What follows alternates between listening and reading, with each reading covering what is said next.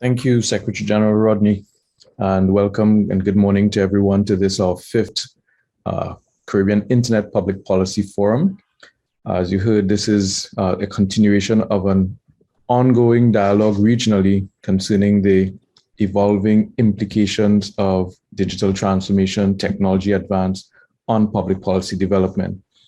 And it is hoped as we continue into this year's edition that beyond the conversations, this gathering allows us all to take stock of the incredible work that is being done across the region. The agenda today has been very focused on identifying activities and initiatives from across the region by those in the trenches so that we can get a sense of some of the real issues and priorities that are currently facing policymakers regionally. This collaboration, as Kevin Swift has indicated, has grown to now include LACNIC as one of the collaborators alongside the CTU, the Caribbean Telecommunications Union, and ARIN, the American Registry for Internet Numbers, as we seek to join forces and increase forces as it relates to creating a holistic perspective on exactly what are the levers required for really optimizing or getting the most out of our investments nationally and regionally in digital transformation. And that's what I want to look at in my presentation this morning. It's titled Investing in Caribbean Digital Transformation. And I want to pull together some of the thoughts and perspectives that have been gleaned from looking at developments across the region. And I wanted to share what I hope will be some actionable takeaways that you can put into policymaking considerations going forward. The outline of it is relatively simple. We're going to take a look at some of an inside look at Caribbean ICT innovation, really, and the anatomy of innovation as we are seeing it emerging in the Caribbean. Some of these thoughts are not exactly Googleable, and I've come across several policymakers who try to find answers for Caribbean challenges by looking online, and most of the online content, of course, is referring to jurisdictions and scenarios that are not always compatible with the challenges and issues being faced in the region. So we want to look at the innovation ecosystems that are evolving, and then tackle some requirements for digital transformation. But first, let's consider what is digital transformation. And I wanted to put before you a definition that goes a bit beyond the standard using technology to evolve and advance economic and social development goals. And I want to add this dimension that digital transformation refers to the integration of technology into areas of business and corporate life, but it is best understood when that integration is attached to some well-defined purpose. Digital transformation seeks to alter fundamental or bring fundamental and radical change to how we operate and how we deliver value. As we proceed this morning, you'll be hearing from different practitioners looking at specific areas of interest and specific areas of opportunity to which they are applying available or innovative information and communication technology. But there's another dimension to transformation that we want to consider, and that is it always, wherever it is, in whatever part of the world, it always involves some kind of cultural change or paradigm shift. Terms that we've been hearing for decades around anything related to technology, really, as it forces or triggers organizations to break from or upend the status quo and to continually challenge it. Yesterday's innovation does not guarantee tomorrow's innovation. In fact, left unchanged, it will simply lead to another legacy system or another status quo that itself needs to be ultimately disrupted. So why does this matter for the Caribbean? What are we going after? Well, it matters because we are in a context where in fora like these, we have been discussing for some time now the need for the region to increase its competitiveness, to improve its digital and physical security mechanisms and frameworks particularly in the face of increasing threats, whether they're cyber security related threats or they're threats related to traditional issues such as drug and human trafficking. Security is a fundamental priority for the region. And of course, you have the sustainability and resilience components as a region with small island states, small territories, small economies, small populations, and vulnerable to shocks, internal and external, at a level that is different from larger economies and larger societies. And so innovation in this context for us allows for these issues of competitiveness, security, sustainability, and resilience to be tackled within the context of our size and scale. But there are several myths around this issue of size and scale that we also have to wrestle with whenever we consider issues of digital transformation or digital innovation. And part of what moving toward the most effective use of the technology for transformation requires is breaking this myth of smallness. And we've seen and heard of reports from various bodies and institutions that reflect a reality, and that is that in the region, in Latin America and the Caribbean, firms that begin or initiatives that begin small tend to stay small. And there have been all sorts of theories around this chronic lack of innovation in the region and its impact on stifling business growth and competitivity. The region needs to establish an environment which enables entrepreneurs. This is a well-known and well-understood fact. The region needs to establish an environment which allows our entrepreneurs to emerge, to compete, and to innovate. And that ultimately is what we are seeking to do. But very often that conversation about sparking or spurring innovation is connected to what is the public policy required to facilitate it. And how can innovators find themselves in environments where the institutions themselves aren't impediments to growth, competitiveness, and innovation that we're seeking. And we know that there are examples that demonstrate that it is possible for small ideas and small firms and small business opportunities to grow into massive global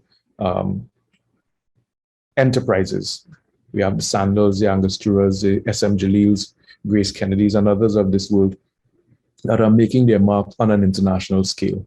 So it is possible, but it requires a set of components to be in place if we are to really see these successes. And you'll notice from the list I have on screen that the big thing that it requires isn't just finance. It's that driving philosophy that says we can do great things on a global scale. It's that mentality that says we are capable of inventing and creating and innovating. But it's also the frameworks, the legislation, the policy, the regulation that support and create even, stable, equitable markets and environments for businesses and business ideas to thrive, for creativity to flourish. And it is the enabling, the human resource enabling components that allow for persons to understand how to leverage and take full advantage of systems, not just how to have good ideas, but how to build, for example, secure technology solutions, how to create businesses that effectively manage finances and negotiate complex legal environments of intellectual property protection and creation and so on. And of course, how to engage with the environments that we're in to ensure that the solutions fundamentally solve needs that are real and that are able to sustain the kind of investment that it takes to grow and to grow and to grow. And of course, the anatomy of innovation ecosystems also invariably involves leadership.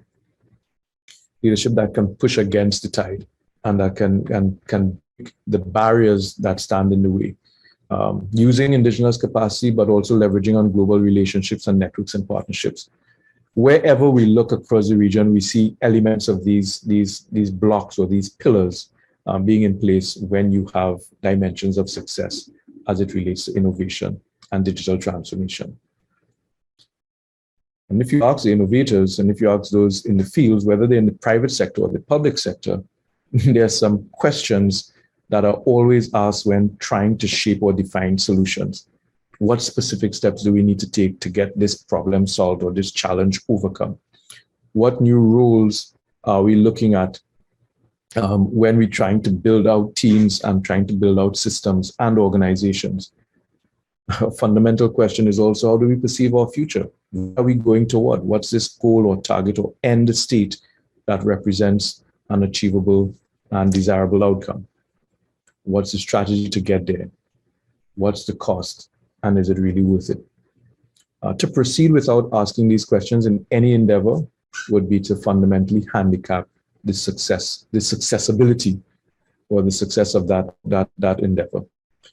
And so I'm putting these in front of us, not just as policymakers, but as persons who are involved in shaping an environment at a national or regional level, as we consider what transformation ultimately requires.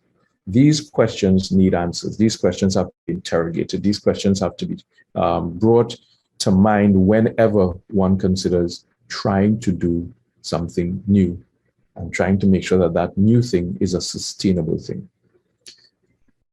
Ultimately, we have to look at the digital economy, digital transformation, digital innovation as an ecosystem that involves the people and goes all the way to the leadership, the creation of innovation and innovators and innovation mindsets, the development of human and physical networks, and of course, the policy, regulation, and the capacity to enforce it in a timely manner. And at the center of it all, the content, the applications and services that represent the interface point between an idea and its impact on our societies. So when you look at this as an ecosystem, you realize for the region to really advance, and you'll hear it in the roundtable discussion to follow, for the region to really advance, we have to confront some basic fundamental truths. The tides alone will not take us to the levels of innovation, the levels of transformation, the levels of resilience, the levels of security that we are trying to achieve. Specific deliberate action is always required. People have to be educated and equipped and empowered. Policy and laws have to be enabled, enacted, activated. And of course, there has to be this persistence component where people have the confidence, companies, organizations, and institutions have the confidence, boldness, and faith to press forward.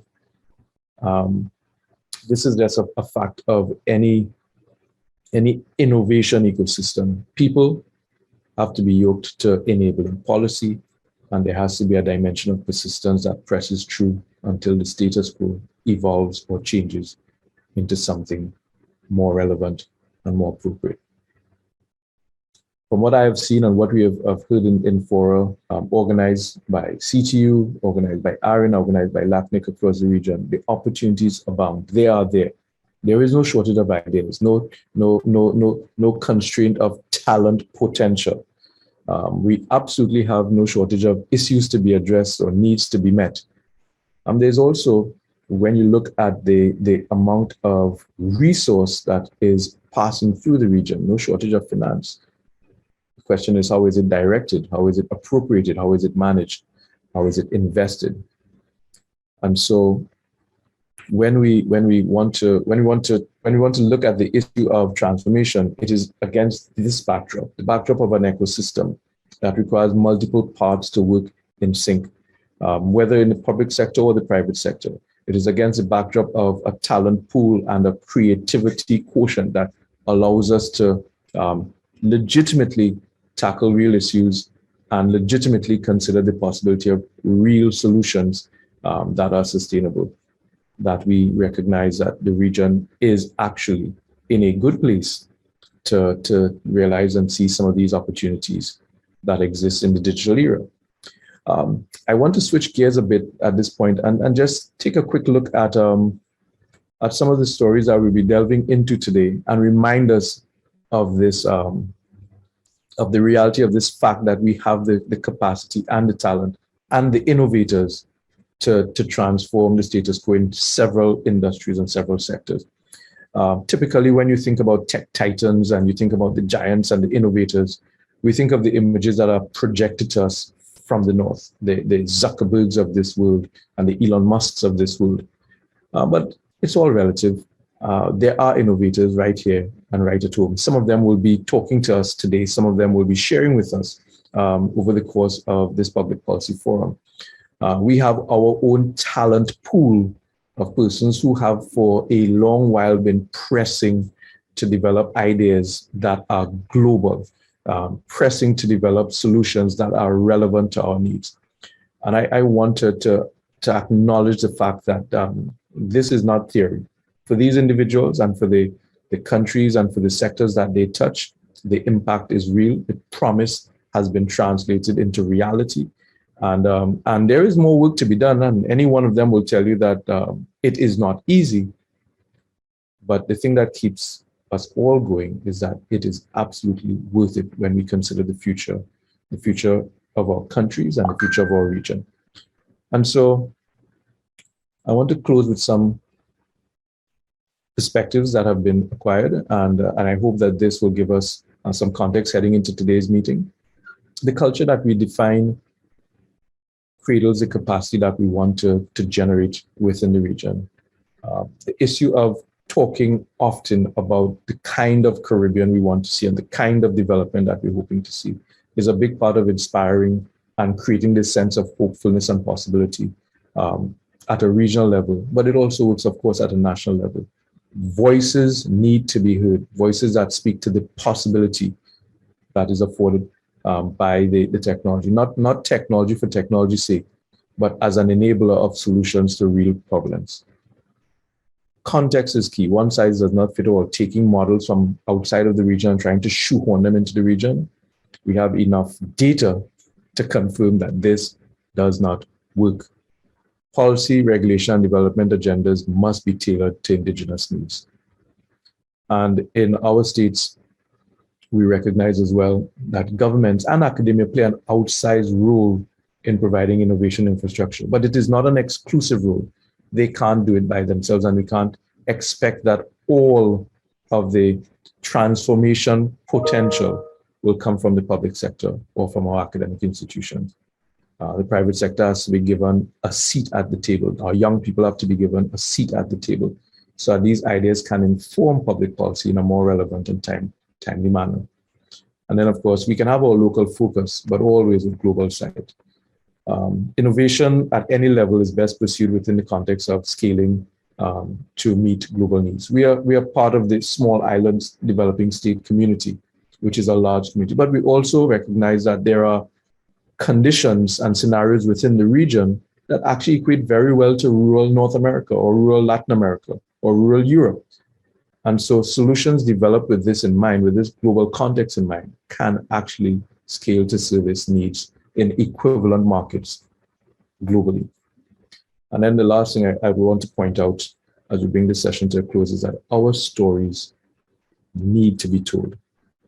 A big part of the momentum that is required to really take digital transformation in the region to the next level is the awareness of what is taking place. It's for that reason that we have chosen day one to focus on what's happening out there, who's doing what, where.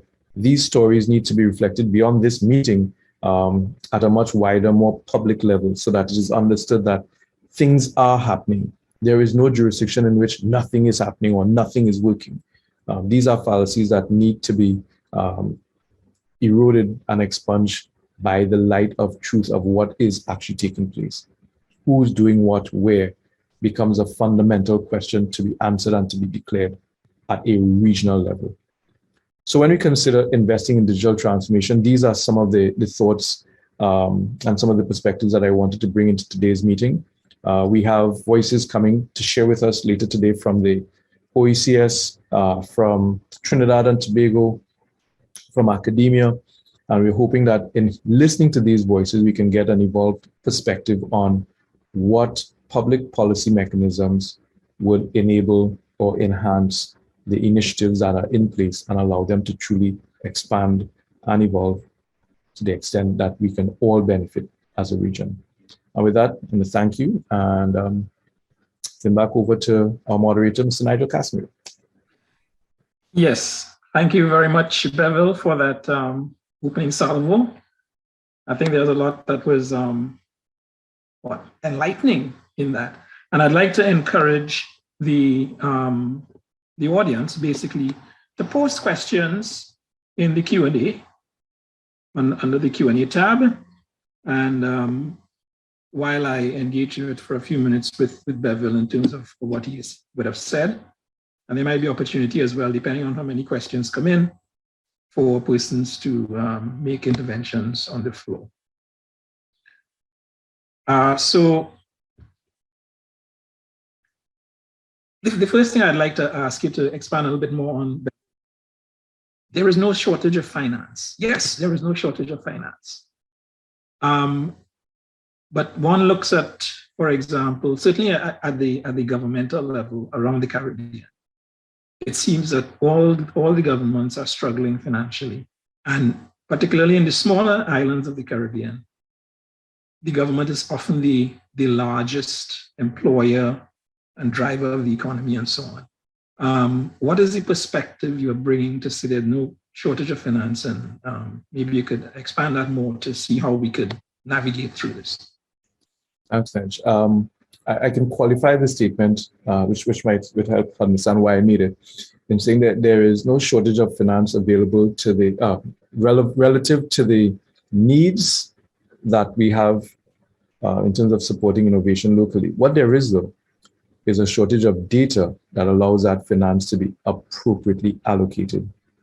And I can use the example of the Caribbean Agency for Justice Solutions, which is a recent and very near example to me, where we are seeing scenarios region-wide where the budgets make provision for courier services, they make provision for paper-based systems, recopying and all of those things. And in the jurisdictions where the technology has been applied to introduce electronic filing, budgets that amount to tens of thousands of US per month for paper copying and courier services get eliminated, but they don't come back to help invest in the solution, expanding the solution that will digitize other areas of the court. Mm-hmm. So when I look at it from a budgetary allocation standpoint, the issue for me is if there is greater awareness as to the impact, the return on investment in digitizing certain processes, in investing in indigenous human resource capacity, for example, versus the more expensive importing of outside solutions. I'm not saying that there are no scenarios or there is no context in which external expertise or external solutions are relevant. But I am saying when you compare the numbers in different sectors in terms of what is invested in things that can be automated or things that can be digitized, and existing long-standing budgetary allocations for manual, paper-based, or intensely human-based processes, you can see a very clear case. So if we invested this amount, we can reduce this other amount and see more sustainable and long-term cost reductions. Right. But the economics of that is not sufficiently interrogated. The research and data in the impact of the investment in automation is typically not sufficiently done. And so the information that needs to get back to the policymakers or the budget allocators is just not there to convince it, to sufficiently convince that there is a benefit in spending X million on this to save X million by Y on something else. And that understanding, I think, is a real problem. Not the simple and easy to conclude statement that we don't have money or we don't have enough money. I think the issue is more we're not allocating the money in an optimal way based on the need and based on the potential for savings that can come from it. Yeah, I could certainly see that in terms of us allocating funds in a way that supports the digital transformation. And the reason why you're getting into digital transformation is really to re-engineer the processes to be more efficient. And often that doesn't take place, and the potential savings are not seized, and that money that you would have been saving that you could have allocated elsewhere for growth is not really. Yeah, and there's another dimension that has been unfortunately a characteristic of digital transformation projects regionally, and that is underfunded projects that then fulfill the negative prophecy that, well, these things won't work. Mm-hmm. So to start off with underfunding a project, you constrain it in its capacity to be completed effectively and on time, and then use it as a justification for not further investing in technology. And again, the type of, one of the things that I remember us proposing at the last meeting that I think is going to be extremely important at a regional level is looking at these things across territories, looking at the investment, looking at the factors that make projects succeed and factors that make projects fail, and using it to critically examine what kinds of approaches and what kinds of refinements can be made in the pursuit of digital transformation projects going forward. Okay, and the last thing you said was our stories need to be told. Who tells it, and how do we promote the telling of these stories and encouraging that it could be effectively told and understood and internalized, you know? My response to that is it should be told by as many voices as possible from as many angles as possible. I spoke to a bank CEO recently who was describing the rollout of an e-payments solution, and he was saying that they spent $1 million on marketing. I looked at him and said, "Oh, that's interesting. That's a significant amount. What kind of traction did you have?" And his response was not enough. And part of why, and this was my retort, part of why it wasn't enough was because it wasn't sufficient for the bank's marketing campaign to raise enough public awareness as to the benefit of digital wallets and mobile payments. It required the bank's partners, it required the government, it required civil society actors to also encourage persons to take advantage of these available mechanisms for accessing finance and dealing with transactions, even if unbanked. But that story is a complex story. That story goes beyond marketing a product. Yeah. It goes into changing long-standing cultural habits about financial management and transactions and payments. You cannot make that noise as one institution. And the same thing applies whether we look at government services or e-government, whether we look at some of the transformation taking place in the commerce or commercial sector. The kind of awareness that needs to be triggered cannot be done by any one actor. We can't point to say that the media is not covering the story. They have their own agenda and priorities that sell newspapers. We have podcasters emerging across the region tackling issues. We have new models for getting the word out. And it is easier for stories to be told, but we have to make sure that there is a seed awareness if we have to trigger this downstream kind of translation of what the opportunities are and what their requirements are for adoption. Indeed. Thank you. We do have like three questions that came in from the audience, and there was another comment that you can take on board from Kevin Swift as well. But the first question that I'll go to is from Ernestine Theophile Lafont. And it's, in your opinion, what are the leadership concerns that may be impacting the forward movement in relevant policy and regulation that would suit our needs? You mentioned leadership, and I guess this question focuses on that. Right, and it's an excellent question. What are the leadership concerns? It depends on which sector the leader is standing in. Mm-hmm. Politically, investment in digital transformation has to have an impact that can effectively lead to votes. Let's be blunt. There is a helpful confluence of triggering the kind of public happiness, if you will, that also leads to change that can go beyond administrations. But there's political calculus from a policy-making standpoint, the kind of leadership that would drive transformation, in my mind, is investing in the data-driven decision-making model.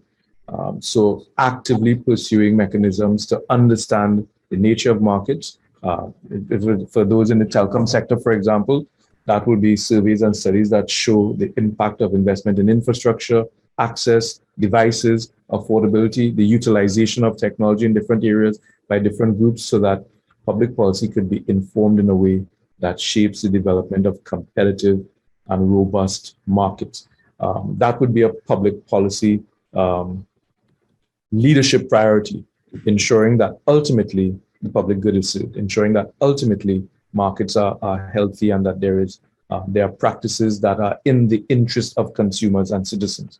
And for leaders in those areas to get to that place, the information has to speak to them. It cannot simply be anecdotal. It cannot simply be institutional. It has to sample or poll the region, the context or the locale where that policy is to have an impact.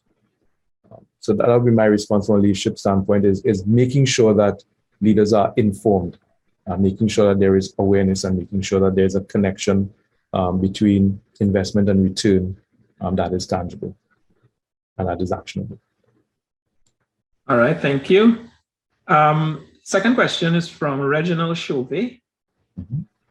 In some cases, there's no real interest in digitizing services because it will reveal too much, and the data generated would be embarrassing and political suicide. He didn't actually ask a question, but he makes this comment, and I suppose you could comment on the comment. I could comment on the comment because it is a true comment, one. And two, one thing that we realized, I spoke about glean perspectives, is that there is, in many cases, tremendous profit in inefficiency. Inefficiency allows one to hide corrupt acts. Inefficiencies allows one to make systems, whether they are public sector systems or even private sector systems, contort or distort into vehicles for unethical or inappropriate behavior. And so this is where, again, the leadership issue comes in. If we're trying to overcome these inefficiencies, and if we're trying to remove the opportunities for corruption and for unpredictability of service delivery, then the issue is not whether there is interest in digital services or not. The issue is who pushes, who triggers, who agitates for the removal of these kinds of barriers. The issue is not digitization. The issue is efficiency. The issue is service excellence. And many persons, or many more persons, have an interest in those things than have an interest in digitization as an abstract concept. And so again, you see how the teams connect and roll in among themselves. The stories have to be told. If you think about the kinds of murmurings around government service, online service delivery inefficiencies, or around the difficulties in dealing with financial institutions, do they trigger the kind of discourse that leads to transformation in public policy? Or do they trigger the kind of discourse that leads to a transformation or an evolution of institutional structures to address those known and perceived frustration points in service delivery? And to me, getting those things amplified to the point where it is impossible to ignore that there is a more efficient way becomes a big part of the driving of change. Mm-hmm. Indeed. I'll go on to Deirdre Williams's question. Mm-hmm. Is anyone concerned about and monitoring the storage, security, and longevity of government archives? Or doesn't that matter anymore? Well, I'll leave that one to you, Nigel. Yeah, it says yes. I would say an elaboration. Yeah, I'm not sure about. I think it's a relevant consideration. The question is, to what extent are governments prioritizing their digitization and so on? Storing, security, longevity, I think all of these things are of importance. We We're looking at cloud storage, for example, and backup storage for government information. There is concern about the data sovereignty, control of the data, and so on. But certainly there are advantages to be gained by utilizing the benefits of the cloud for restoration, for disaster recovery, and those sorts of applications. So I think there is concern, but it's really a question of, I guess, bringing the governments along. And from CTU's point of view, we are attempting to assist with that by providing appropriate advice, policy advice, and so on, and in particular related to cloud policy, as far as that's concerned. I have a question from a youth perspective, but so I think this would be a good time to highlight a comment from Kevin Swift. He is asking you, Bevil, if you could elaborate on meaningful inclusion of young people in digital policy and/or digital transformation. Could you elaborate on? I can, and I think it connects to Nicholas's question as well, or yes. statement. We're seeing a lot of previous youth ambassadors becoming part of the IGF ecosystem. The question will be, when it comes to having concrete action points for transmission in the Caribbean, what could a possible process for the innovations to actually be heard, articulated, and put more into policy practicals? How to engage and attract newcomers, parliamentarians from the Caribbean to public policy and net forum. I think those two questions are very much related. And I'd also, if he's available, invite Rodney to join us for responding to this, because the youth focus has been a very important part of our consideration around growing the dialogue concerning the role of public policy in digital transformation. And the question of how to attract the youth and how to give them a legitimate voice is one that there is no single answer for it. At one point, the CTU was actively engaged in organizing and facilitating a Caribbean Youth Forum. And the idea was to take the voices that came to that forum and synthesize their commentary and present it to the decision-making body at the CTU for policy consideration. Over the years, I think it is clear that a more evolved set of approaches are required. And some of the discussions we're having right now is the creation of a youth forum that is a combination of the national IGF type format and what we've been doing at the Caribbean Internet Governance Forum in terms of raising certain issues. How that gets done, how it gets engineered, to me has to be done in collaboration with. And that list includes secondary schools, region-wide, community colleges, region-wide, universities, region-wide, where persons who are aware of the fundamentals of the internet economy and the internet ecosystem and the policy considerations around it can provide that level of input to the youth so that they're aware of the basic structures, but also allow the youth to give their perspectives on how things could change. What is the state of their perception and understanding of the digital landscape and its impact upon their life and their future, in a way that puts them as peer voices in the discussions around the future of the Caribbean internet and the global internet for that matter. I think it's fundamental that the outreach goes as deep as possible into the society and catching voices as young as possible into the conversations around with a GWET internet governance, so that there is awareness of national concerns, regional concerns, and global concerns. There are trends globally that are impacting at the community level, and those connections need to be, again, thoroughly investigated and interrogated to inform the policymaking process. So I see. Sum it up. Mm-hmm. I see the Secretary General came on camera. I don't know if you wanted to. Yes, yeah, I invited him. I wanted him to also add because it's been a rolling conversation. So, Rodney? Yes. Oh, yeah, sure. Thank you. So I think from my own experience, the best way to involve young people is to get them to tell you how to engage them. And so even for this year, as you're aware, we are planning the Youth IGF. And discussed with Nigel is that I don't want us to plan a youth IGF and invite them or invite young people. I want the young people to be a part of the planning process for that. So I think that's fundamental. We had the same experience in Barbados, hosting the first youth IGF as well. That is important that young people actually plan it for themselves and let them tell us how to engage them. And of course, we've been doing our best to support the participation of young people in Generation Connect, being held in conjunction with the WTDC, which we will speak about a bit later. So we certainly have been trying.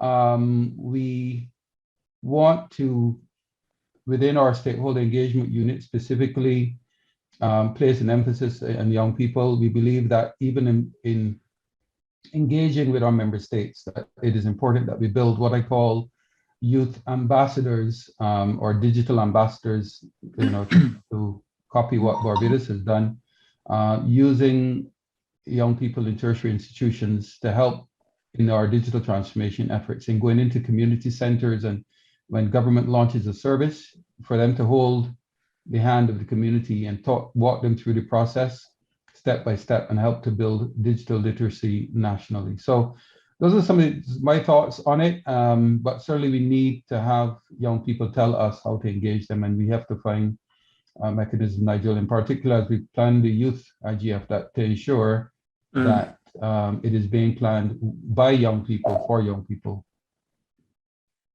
Okay. Those are my thoughts. Back to Bevil in terms of what was said in your presentation. There's no shortage of talent. We could find ways and means of getting finance and so on. From a cultural point of view, though, do we need to overcome a kind of Caribbean, a bias to foreign? There isn't usually the same ready acceptance of a homegrown solution versus something you hear about coming from abroad. Is that, to what extent you think that's a problem, and what maybe can we do to overcome that? I think we could overcome it with the truth that there are functional, stable, secure, reliable, effective, efficient Caribbean solutions. That story needs to be told. That story brings confidence that trusting in indigenous talent and indigenous solutions will not lead you to crisis and chaos and drama and frustration.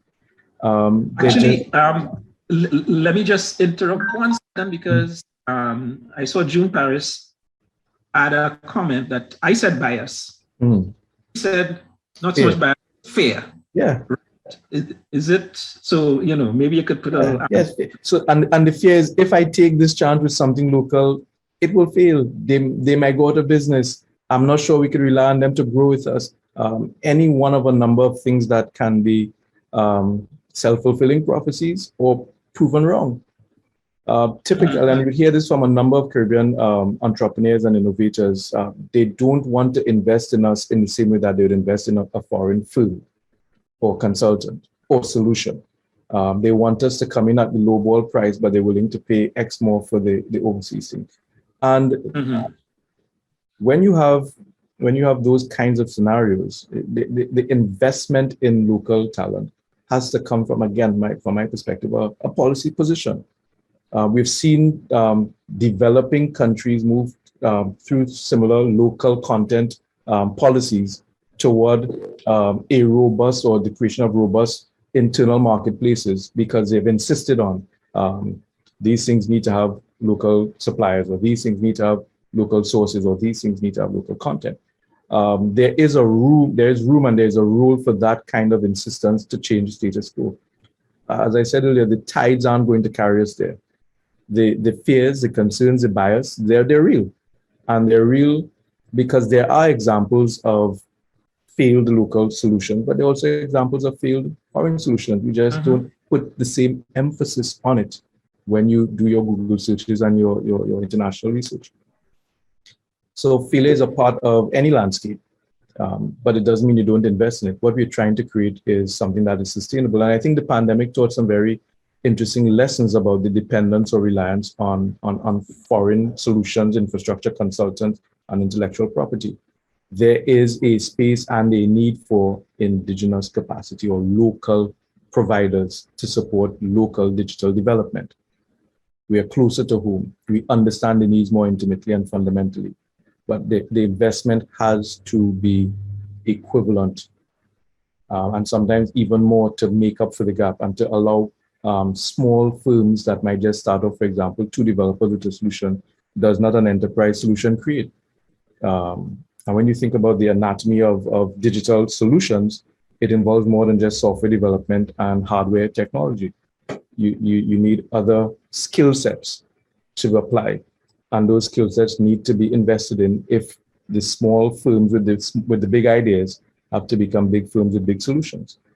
So my response to it is investment required, leadership required, but also the perception of the value of local capacity also required. You're right. I think we got an additional question coming here from Janelle Lake. I appreciate emphasis being placed on getting the youth and young people involved in these conversations. This is without a doubt important, but what of the young at heart? How do interested persons in the Caribbean community who don't fall into the youth category participate in the shaping of internet enabling policy in a meaningful way? I've inquired, and it seems the only avenue available is to attend these forums as an interested listener. Thanks. So I guess I'll turn that question over to the chair of the Caribbean Internet Governance Forum, who is also young at heart, and I'm sure he has a good response. Over to you, Nigel. Well, I mean, one has to participate, and certainly over the past 2 years, a lot of the fora in which you can participate and make contributions have gone online. So it might be a little easier in that sense. You don't necessarily have to travel and spend money and beg for a fellowship, as the case might be. What I would say is that there is always the opportunity, and especially I have found in my experience in the internet governance space, for individuals and organizations to make meaningful contributions. It's really just a question of you and taking up the opportunity to follow a particular topic, to make up a proposal, participate in a discussion as the case might be. So really it is a question of doing as you're doing because you are attending this forum, you are raising a particular question, and it's basically just taking these opportunities to make your voice heard as Bevil has just recently posted. We are coming into the close to the end. I don't see any more questions right now, but I have one that I can ask you, Bevil, as we close, which is in terms of the cultural change of digital transformation. So we talked about seizing the benefits of the transformation, right, and maybe getting savings and that sort of thing. But a lot of complaints we hear these days about automated customer service and so on. It's impersonal, it's this and it's that. Is there a niche or some sort of differentiation to be found for us to retain some sort of Caribbean character in the way that we implement these digital solutions? Because throughout the world, you implement a solution and they might all seem the same. But if we want to promote the local entrepreneurs and support them and so on, and if we want them to become global titans, or maybe have global reach to the Caribbean diaspora and so on, is there some way we could do this in a way that retains some sort of Caribbean character? Absolutely. I certainly believe so. I think, and when I speak in terms of Caribbean solutions, to me, it has to have that flavor that defines us. It's difficult to consider solutions without considering service and what constitutes good or excellent service. And in a Caribbean context, is that human dimension. So yes, people want automation of tasks that should not be manual, or greater efficiency in tasks that should not be inefficient. But how that service gets delivered, to me, that's where the creativity of the entrepreneurial mind or the innovative mind comes in. One of the speakers, or at least one of the, or two of the speakers in the roundtable to follow, should be sharing on how, for example, the service desk operates, where you have your automated tickets at one level, but from a Caribbean context, people want that phone call. It's slightly more expensive because automation is supposed to reduce costs and remove the human element. But in a Caribbean context, that creates a connection point that again addresses this issue of the fear of tackling something or taking something locally. It provides a nearness even when the service provider or service provision is not happening within the jurisdiction. We've seen that happening in different sectors, the justice sector being one of them, but also the delivery of government services being another, where the combination of automation and human touch, tactfully, efficiently, strategically delivered, creates a different level of perception of the value or quality of that service being delivered.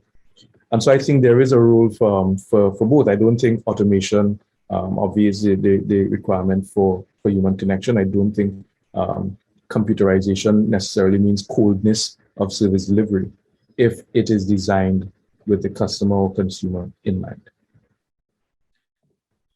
Thank you. Thank you very much, Bevil. I think we'll leave it there at this point. I think that was a start into our public policy forum discussions for today. So let me thank on behalf of all the organizers, Mr. Bevil Wooding, Aaron's Director of Caribbean Affairs, who's also an advisor in strategic ICT at the OECS Commission, for his presentation this morning about investing in transformation. I'll thank the previous speakers as well, and all the contributors, Mr. Rodney Taylor, CTU Secretary General, Kevin Swift of LACNIC, and Mr. Heiner Bowling of Aaron, for their presentations this morning. According to our schedule, we will take a 10-minute break at this point and be back at 10:15 for the first roundtable discussion, and this will be moderated by Mr. Kevin Swift of LACNIC. So do enjoy your coffee break or comfort break, as the case might be. See you back at 10:15. Thank you.